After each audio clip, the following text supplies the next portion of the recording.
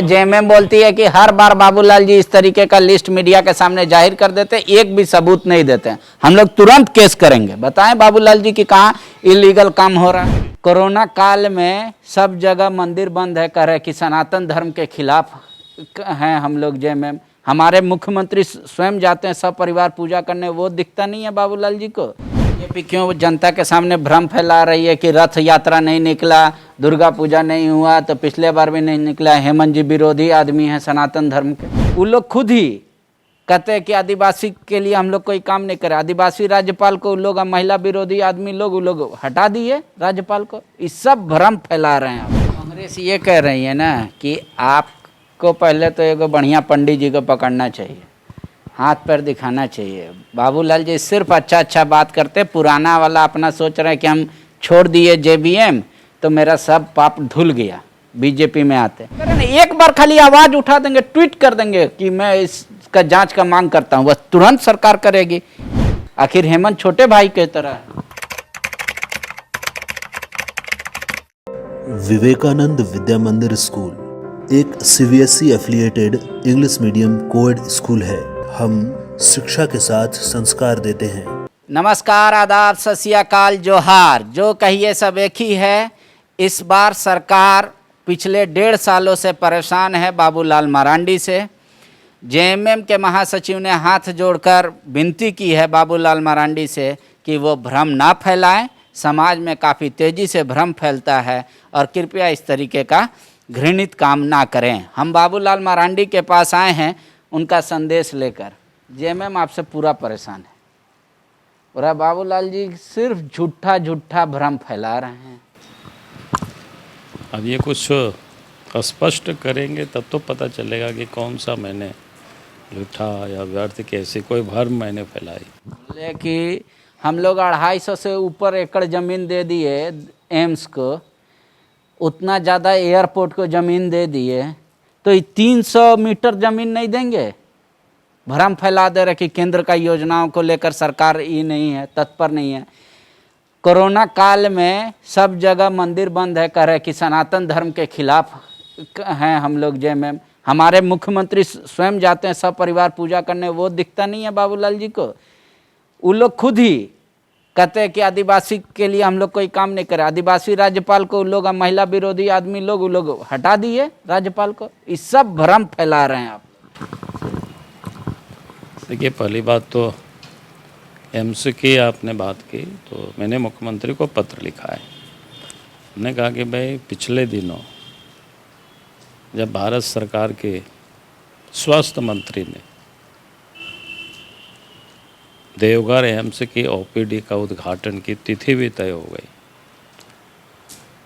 लेकिन उस दिन सशरीर वहाँ के एमपी श्री निशिकांत दुबे जी शामिल नहीं हो। इस कारण से पूरे दांव पेंच लगा करके और ये परिस्थिति पैदा हुई कि फिर ओपीडी का उद्घाटन टल गया,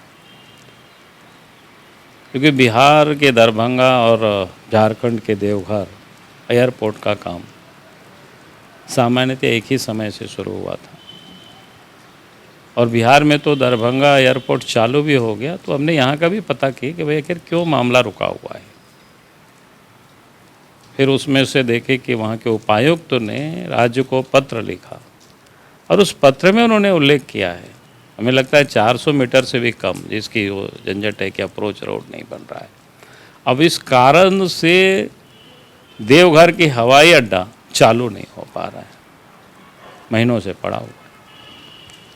तो मेरा काम है, मेरा एक धर्म बनता है, अगर कोरोना का काल नहीं होता तो शायद हम लोग सड़क पर जाकर के आंदोलन करते और सरकार को कहते कि आप इसको जल्दी चालू कराओ। प्रियोजा तो कह रहे हैं यही भ्रम है, कोरोना से बचाने के लिए निशिकांत जी को कोरोना ना धरे, इसलिए हम लोग कहे कि भाई वहाँ पे अथी नहीं होना चाहिए। और वो उपायुक्त का मैटर था, प्रोटोकॉल तो सबको पालन करना है। और रघुवर जी लेट किए एयरपोर्ट और एम्स को लेके, अब पूरा जिम्मेदारी हमको ठोक दीजिएगा। हमने कहा कि भाई कोरोना का जो गाइडलाइन है सामाजिक दूरी को बना करके रख सकते थे और फिर उसका उद्घाटन हो सकता था, कहीं कोई दिक्कत नहीं है। ऐसे सरकारी का एक प्रोग्राम हो रहा है, यहीं पर मुख्यमंत्री का एक प्रोग्राम भी कर रहे हैं उन्हीं के सहयोगी दल है, वो लोग भी कई प्रोग्राम लगातार कर रहे हैं। आए दिन आपको सोशल मीडिया में या मीडिया में दिखाई पड़ता है सब। तो इतना कार्यक्रम तो कोरोना की गाइडलाइन का पालन करते हुए उसका उद्घाटन हो सकता था, और वो आते तो क्या दिक्कत होता। लेकिन चूँकि उनको एमपी को आने नहीं देना था और इसके लिए पूरी षड्यंत्र किया। हवाई अड्डा हमने कहा कि भाई इतनी कम ज़मीन के कारण नहीं खुल रहा है, तो यही तो मैंने उनको पत्र लिखा। तो मैंने कौन सा उसमें से गुनाह किया भाई, उनमें कौन सा मैं दुष्प्रचार कर रहा हूँ? इसमें ये नहीं ना आप लिखते हैं कि राज्य सरकार इतना एकड़ जमीन पहले दे चुकी है, यही ना गुनाह है। आधा बात बोलते आधा खा जाते हैं। हमने कहा कि भाई जब अभी तो हमने उद्घाटन की ही बात कही कि भाई उसका शुरुआत होनी चाहिए, काम होनी चाहिए, ताकि उसका लाभ, जैसे इतनी ज़मीन जिसकी बात कर रहे हैं, तो इतनी ज़मीन एम्स को गया है, अगर उसके शुरुआत हो जाती, और वो भी कोरोना के काल में। आपने देखा कि इस कालखंड में किस प्रकार से चिकित्सा को लेकर के समस्या रही, परेशानी रही। वहाँ पर भारत सरकार ने कई डॉक्टरों को भी पदस्थापित किया। अगर ओपीडी शुरू हो जाता तो स्वाभाविक रूप से इस समय खास करके संथाल परगना उस क्षेत्र के मरीजों को इसका लाभ मिलता, लेकिन इन्होंने नहीं होने दिया, उसको लटका के रखा। तो इसको शुरू करनी चाहिए, उसमें इनको गुस्सा नहीं करनी चाहिए इन लोगों को। हमने तो उसको चालू करने के लिए ही सरकार को पत्र लिखा। हमने तो नहीं कहा कि आप मत चालू करवाइए, हमने तो कहा कि भाई चालू कराओ, उसका लाभ इस राज्य के लोगों को मिलेगा, इस राज्य के विकास में उसका बड़ा योगदान होगा। तो ये काम सरकार का काम है, सरकार को करना चाहिए। बीजेपी क्यों जनता के सामने भ्रम फैला रही है कि रथ यात्रा नहीं निकला, दुर्गा पूजा नहीं हुआ, तो पिछले बार भी नहीं निकला? हेमंत जी विरोधी आदमी हैं सनातन धर्म के। हमने कहा कि भाई रथ यात्रा भी, हमने कहा कि जो भी होता है सब कोरोना के गाइडलाइन के तहत सरकार वो सब काम करवा सकती थी। तो ये अनावश्यक इनको चिंता होती है, चिंता सताती है, अनावश्यक रूप से यहाँ वहाँ जिसको बोलते हैं ना, मामले को बढ़ा देना, फिर उसको ऐसे ही परेशानी पैदा कर देना। तो हमारा कहना है कि भाई जो गाइडलाइन है उस गाइडलाइन के तहत ही आप उस काम को करिए ना, उसमें क्या दिक्कत है? कहीं कोई दिक्कत नहीं होती। तो आपके प्रदेश अध्यक्ष क्यों नहीं इस बात को बोलते हैं कि हाँ भाई भगवान का पूजा वो भी करते हैं, वो विरोधी आदमी नहीं है? आप लोग इसको ऐसे मामा मंडित कर देते हैं, प्रचार उल्टा पुल्टा भ्रम, इसी को तो कहते हैं। हम लोग क्या कहते हैं, हम लोग इतने ही कह रहे हैं ना कि भाई गाइडलाइन के तहत पूजा पाठ भी चलते रहे, लोगों का दर्शन भी होते रहे, और गाइडलाइन का भी पालन हो।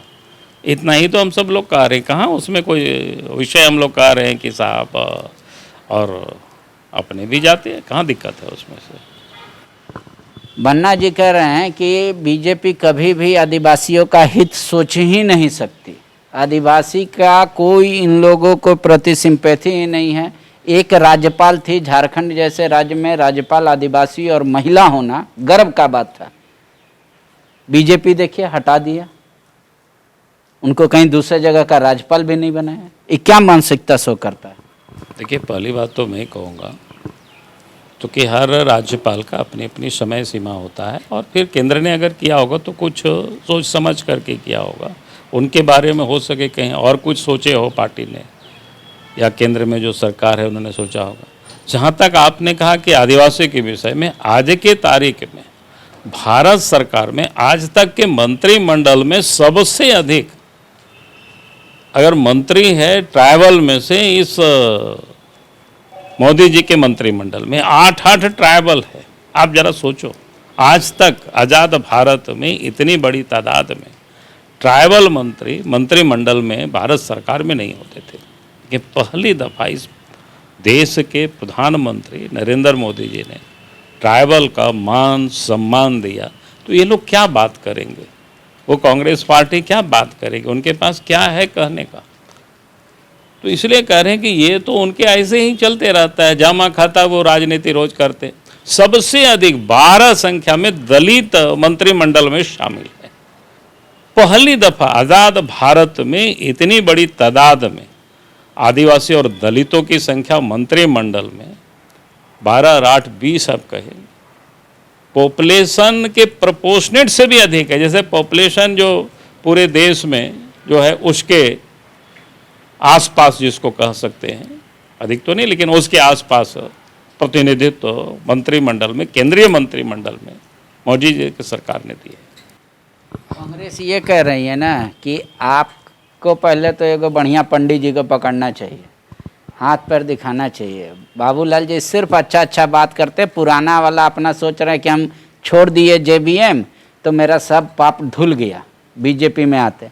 बोल रहे हैं बाबूलाल जी जो जेबीएम में बात उठाए थे उसमें तो हम लोग एक आध गो उठा रहे हैं, फिर वो बाबूलाल जी उस पर कुछ नहीं बोलते। राज्यसभा में वोटिंग का मुद्दा बोले वो सीडी कौन दिया था प्रेस वाला को, वो दिए थे। बोले रविंदर राय जी का चिट्ठी कौन ऐसे किया था, वो किए थे। बोले अभी भी तो मांग करें ना, एक बार खाली आवाज उठा देंगे, ट्वीट कर देंगे कि मैं इसका जांच का मांग करता हूँ, बस तुरंत सरकार करेगी। आखिर हेमंत छोटे भाई की तरह।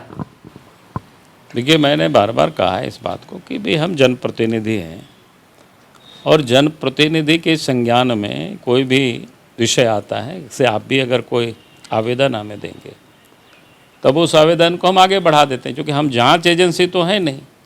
भाई आज वो लोग तो सरकार में बैठे हुए तो कर क्या रहे हैं? आपके जांच की मांग का वही तो मैं कह रहा हूँ ना, सरकार में वो बैठे हुए हैं। उन लोग राजनीति करने के लिए सरकार में नहीं है, काम करने के लिए लोग हैं, लेकिन वो लोग तो राजनीति कर रहे हैं। 1.5 साल से काम हुआ, ये पूरी झारखंड की जनता जानती है। 3 उपचुनाव जीते हैं हम लोग, ये मोहर है जनता का। और यहाँ 30 तक जगह खाली नहीं है, बाबूलाल जी को ये स्पष्ट कह दीजिए। देखिए, वो तो आने वाला कल बताएगी जब समय आएगा कि इसके लिए कब तक जगह खाली नहीं है, वो हम जानते हैं बढ़िया से। और रही बात कि हमें बताने की कि भाई हमको उनको बताने की ज़रूरत नहीं है, क्योंकि ये बात से ही ये समझ में आता है कि वो लोग कितनी परेशान है। आपके चलते ना परेशान है, आपसे सरकार बनेगा नहीं तो आप चाहते नहीं है कि सब अस्थिर मन से काम करे। कांग्रेस का 4-5 विधायक को फोन कर देते हैं, उन लोग का कि अरे ये काम नहीं ना हुआ, बड़ा दिक्कत है। उन लोग का भी भावना प्रकट हो जा रहा है, उन लोग में पूरा किचकिच चल रहा है। सब मतलब फसाद का जड़ तो आप हैं। पहली बात तो कांग्रेस के विधायकों से बात करिए, और उन लोगों के उनके विधायक है, उनके पास जांच एजेंसी है, हमारा भी मोबाइल नंबर है, कहीं वो लोग चेक कर ले। अगर किसी एक भी विधायक से मेरी कोई बात होती हो, हाँ विधानसभा में मुलाकात होती है, जब हाउस चलता है तो उसी समय जो हाय हेलो होता है, नमस्कार होता है। बाकी हम अपने काम में मस्त रहते हैं। पार्टी के पास इतने काम है कि आज समय उसके लिए उपलब्ध नहीं रहता है तो कि हम दूसरों से बात करें। जब अपने लोगों से हम बात नहीं कर पा रहे, उतनी समय मेरे पास उपलब्ध नहीं है, तो हम कांग्रेस के विधायक और बाकी के विधायकों से हम कहाँ बात कर पाएंगे? कैसे उन लोग में किचकिच शुरू हो जाता है? आप जेएमएम का विधायक से बात नहीं करते, सब ठीक है जेएमएम पार्टी में? अब ये कैसे होता है, ये तो मैंने बार बार कहा है लोगों को। जब सत्ता में बैठे हुए लोग खूब कमा रहे हैं और बेचारा जो विधायक है, उनके मंत्री क्या कहते हैं, अफसर भी उनकी बात नहीं सुनते। ये अखबारों में सब आता है, वो लोग खुल करके बोलते हैं, रोते हैं बेचारा। तो स्वाभाविक है कि आवाज़ उठाएंगे कि भाई आप कोयला बेचवा रहे हो, पत्थर बेचवा रहे हो, बालू बेचवा रहे हो, आयरन ओर बेचवा रहे हो, सब इलीगल। हर बात बोलते हैं, जेएमएम बोलती है कि हर बार बाबूलाल जी इस तरीके का लिस्ट मीडिया के सामने जाहिर कर देते हैं, एक भी सबूत नहीं देते हैं, हम लोग तुरंत केस करेंगे। बताएं बाबूलाल जी कि कहाँ इलीगल काम हो रहा है। अरे इन लोगों का क्या केस होगा? हमने तो देखा अभी 2 दिन से तो मैं रामगढ़ का मामला देख रहा हूँ। एक जांच करते हैं, कुछ और लिखते हैं, दूसरा कुछ और लिखते हैं। बचाने की भी वही लोग कोशिश कर रहे हैं, लुटाने की भी वही लोग कोशिश कर रहे हैं। तो ये आए दिन ये घटनाएं रोज हो रही हैं। किस प्रकार से कहाँ ट्रकों को पार कराया जाता है, कहाँ छोड़ाया जाता है, ये बिल्कुल साफ दिखता है भाई। हर जगह लोग इस चीज़ को देख रहे हैं, कैसे लोग।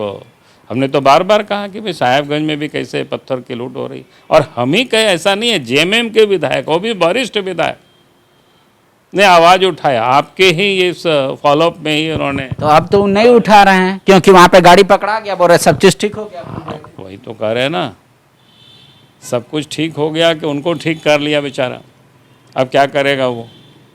आवाज़ उठाते रहा। आगे भी तो उनको राजनीति करनी है जेएमएम में रह करके, तो जितना आवाज़ उठाना था उठाया, तो हो सके उनको भी पटा लिया हो कुछ ले दे करके मामला। लेकिन उठाया तो मामला ने, अगर कहीं गड़बड़ थी तो फिर आवाज़ उठाए तो उसके ऊपर कार्रवाई करनी चाहिए थी, क्यों नहीं कार्रवाई की? वो तो उनके विधायक थे, उनको सस्पेंड कर देते तो समझते कि हाँ इन्होंने गलत उठाया, लेकिन हिम्मत तो कहीं नहीं जुटा पाए। सर्वाधिक आप इस सरकार में सबसे ज़्यादा वृद्धा पेंशन, विधवा पेंशन, ये सब टैकल किया जा रहा है, दिया जा रहा है। इस बात की आप कभी तारीफ नहीं करते। कोरोना काल में इतने ज़्यादा लोगों को बचाया, इस बात की तारीफ नहीं करते। तो आपको किस, सिर्फ बीजेपी का नेता मान के छोड़ दिया जाए, या जिस तरीके से जेएमएम आपको देखती है कि नहीं भाई एक वरिष्ठ आदमी है, उस तौर पे भी देखें? नहीं, हम कहाँ करें, हमको छोड़े, काहे छोड़ेंगे? वो नहीं छोड़े। हम अगर कोई गलत कर रहे हैं तो हमारे ऊपर भी कार्रवाई करें। और जहाँ तक आपने कहा वृद्धा, यहाँ तो हमें जानकारी है कि भाई कई दफ़ा मैंने इस आवाज़ को उठाया, विकलांगों को भी पेंशन नहीं मिला हुआ था। अगर इधर 15-20 दिन में मिल गया हो तो मैं नहीं कह सकता हूँ, उससे पहले जगह जगह हमसे लोग मिले, विकलांग के प्रतिनिधि मंडल मिले, वो लोग मिले कि इधर 5-6 महीना से हम लोगों को पेंशन नहीं मिला हो। बीच के कालखंड में तो अभी इधर हमने पता नहीं किया, क्योंकि हम क्षेत्र अभी घूमे नहीं हैं, राशन तक ठीक से नहीं मिल रहा था मई जून तक।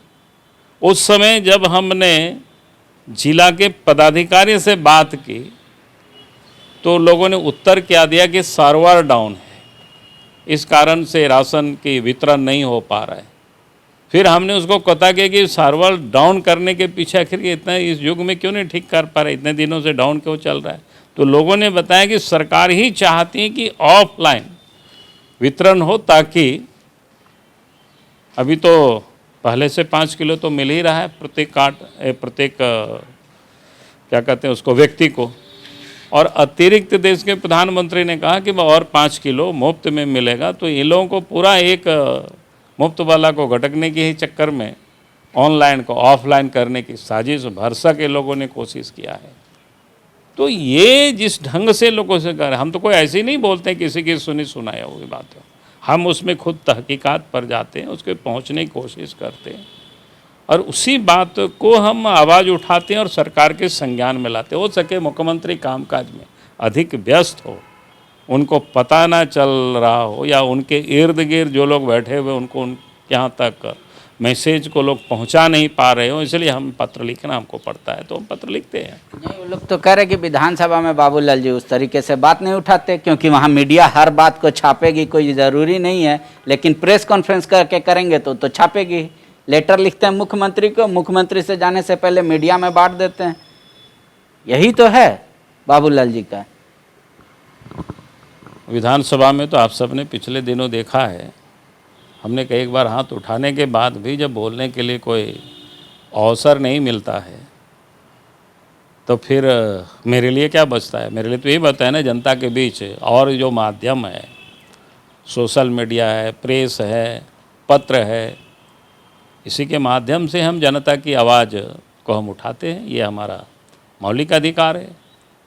और जिस बात को हम, जिन बिंदु को हम उठाते हैं, उस पर उनको जांच करनी चाहिए। अगर उनको लगे कि ये गलत है तो हमें वो कहनी चाहिए, हमको सज़ा देनी चाहिए, उनको क्या दिक्कत है? और ये तो मेरा धर्म बनता है कि भाई अगर पब्लिक के साथ कहीं भी कोई गड़बड़ी होती है, किसी को कोई तकलीफ़ है, सरकार के यहाँ तक नहीं पहुँच पा रहा है, तो स्वाभाविक है कि मेरे पास वो पहुँचेंगे कि हमें आप न्याय दिलाइए।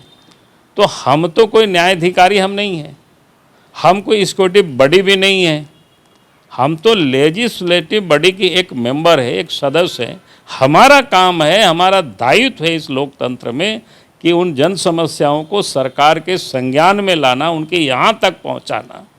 अब ये लोग क्या चाहते हैं कि लोकतंत्र में ये जो अधिकार है इसको भी वो लोग चाहते हैं कि हम इसका उपयोग नहीं करें, हम चुपचाप घर में बैठ जाएं। यही चाहते हैं लोग ना। ठीक है, बाबूलाल मरांडी का कहना है कि कोई भी भ्रम नहीं फैलाया जा रहा है, जो भी जनता की बात है वो हम उठाते रहते हैं। और क्या सत्ता पक्ष को ये नहीं करना चाहिए कि जो मेरे द्वारा मुद्दा उठाया जाता हो, चाहे वो प्रेस कॉन्फ्रेंस करके, पत्र लिख के, उसकी जांच हो जाए। अगर गलत है तो हम सजा भुगतने को तैयार हैं। अब आपको तय करना है कि बाबूलाल जी सही बोल रहे हैं या जेएमएम सही बोल रही है। शुक्रिया। TheFollowUp.in. Like, share and subscribe. www.thefollowup.in